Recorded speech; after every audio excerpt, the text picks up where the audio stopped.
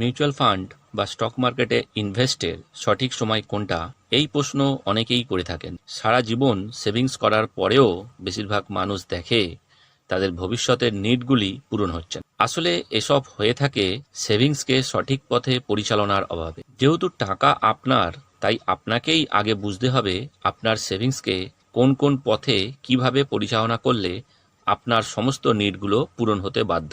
Mutual fund বা share market যেহেতু আজকাল বেশ জনপ্রিয় হয়ে উঠেছে, সেহেতু প্রচুর লোক এখানে ইনভেস্ট করছে। কিন্তু এই সব ইনভেস্টরদের মধ্যে অধিকাংশই 4-5 বছর কন্টিনিউ করার পর মনে করছে সঠিক ফান্ড সঠিক সময় তারা নির্বাচন করেন। যদি সঠিক সময় তারা ইনভেস্ট করত তাহলে অনেক বেশি প্রফিট করত।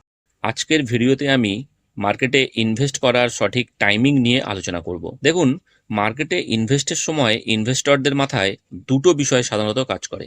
চিপ রেট মানে সস্তায় ইনভেস্ট করা হবে, আর কস্টলি অর্থাৎ প্রফিট মার্জিন যখন হাই হবে তখন বিক্রি করতে হবে। কিন্তু এই দুটি বিষয়ের মাঝখানে একটি বিষয় আছে, সেটা হলো গ্রিড মানে লোভ, আর ফিয়ার অর্থাৎ ভয়। অধিকাংশই ইনভেস্টর লোভের শিকার হয়ে উল্টো ব্যাপারটাই করে থাকে। তারা মার্কেটের আপ অ্যান্ড ডাউন দেখে ভয় পেয়ে যায়। তারা তখন হাই রেটে ইনভেস্ট করে চিপ রেটে বিক্রি করে দেয়। মার্কেটে ইনভেস্ট করার সঠিক সময় হিসেবে অনেকে বাজার যখন লো থাকে তাকেই বেছে নিতে বলে।